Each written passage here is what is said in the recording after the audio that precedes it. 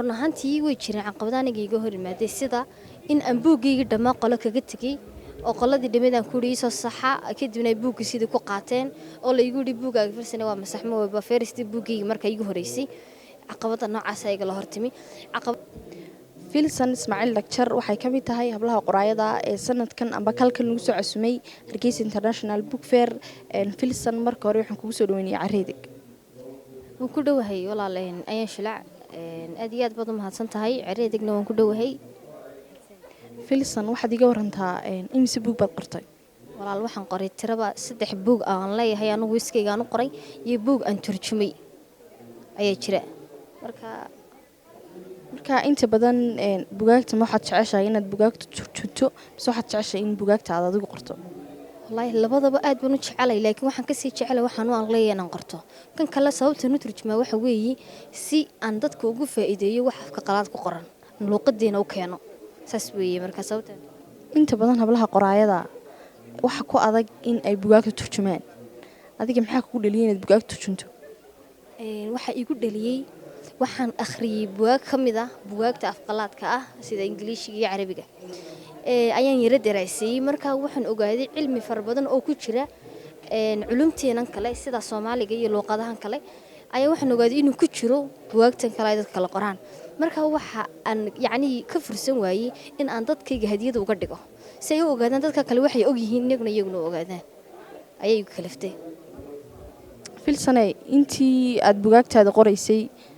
ma jirta caqabad ugu weyn oo kala kulantay amba midka aad turjumaysay amba bugaagta kale aad qoraysay? yani way jiraan kulli horta qofku hadduu hadaf ba yeesho amba markaaba haddaad ku fikirto inaad meelba gaadho dhibaatadeedii way taalaa oo kulli dee guushu waa buur la fananayo dee nina waa soo dhacaa nina waa sii socdaa. run ahaantii way jireen caqabado aniga iga hor yimaadey sida in aan buuggayga dhammaan qolo kaga tegey oo qoladii dhammeedaan ku yidhi soo saxa kadibna ay buuggii sidii ku qaateen oo la igu yidhi buuggaaga firsane waa masaxmo wayba feeristii buuggayga marka igu horeysay caqabada noocaas ayaga la hortimi. caqabada labaad ee ka mid ah bugaagta la turjumayo bugaag waxa jira online lagu iibsado bugaag badan PDF iskaga jira oo Google-kii meelaha laga baxay way jiraan. caqabada laftarkeeda iman karta waxa weeye qof aniga iga doon hadduu israa turjun lacagna aanu haysanin taasina way adkaan kartaayo dee qofkii lacagna ma hayn karay marka waxa kala fiisan qofkii iska daayo. bugaagta aad qortay bal magacyadooda nala wadaag. ayaan yarta bugaagtan qoray waa 3 baan ugu qoray xabadna waan turjumay يعني حبدان ترجمة أنو ملهي حتى عوان كذا أنو ملهي كلية تعلمي كوشر ما أنو صومالي كدقاي سدح دبوق الله يوحكم إذا مدو حال لها فهم كأي فضلك الصلاة هذا وكان عنده كخيو أن دوني ضاب عدم بدي بوق السمايو سي أيدت كوجا فايديستان sidoo kale buugan qoray waxa la dhahaa labaad koobe dhaqanka iyo dhalinyarada ayuu ka sheekeynaya buugga saddexaadna waxa la dhahaa akhrinba gibigiisa wax akhrin baa la dhahaa marka wuxuu ka sheekeynaya hurdada iyo dhimashada ka saddexaadna waxa la dhahaa kan afraadna waxa la dhahaa xad buugga akhrin ugu bixisay buugga saddexaad ayaana buuggan akhrin sababta qisaha ka dambeysay laba sababood baan oran karaya qisada haddaan horeysiiyo wadamada Carbeed ayaa waxa jirtay ardayda jaamacadaha markii loo soo dhajinayo ogeysiis ama iclaan waxa la leeyahay ayaa ardayda waxa lagu sameyn jiray inta loogu dhajiyo meesha ogeysiiska ayaa lagu dul qori jiray ardayna akhrina kadib arday kasta oo jaamacadda ka mid ah uu doonan jiray ogeysiiska kadibna ilaa dadku waxay jecel yihiin Soomaaliya kaliya maaha bini'aadamkoo dhan waxay jecel yihiin wax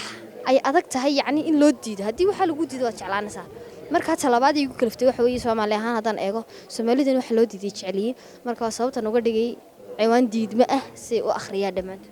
fariinta ugu dambaysa ee hablaha qoraayada aad u diraysaa waa maxay? waxaan u dirayaa hablaha mise bulshooyinka Soomaaliyeed hablaha waxaan leeyahay hadaalina maalinta le waxaan daawanayay iminka hadda saacad waxa weeyaan 6dii wax yar la iminka saacad ka hor 2 duurnimo waxaan daawanayay barnaamij nin ayaa gabadh uu caayay wuxuu ku lahaa dumarku waxa ma qabtaan horumar ma gaadhaan buu lahaa dumarku waa naqasatul aqli wax badan buu ku sheegay marka dumar far badan baa la soo dhigay oo nolosha horumar ka gaadhay marka waxa la yahay dumar hadaalina hadafkiina gaadha inaad ka gaadhisaan.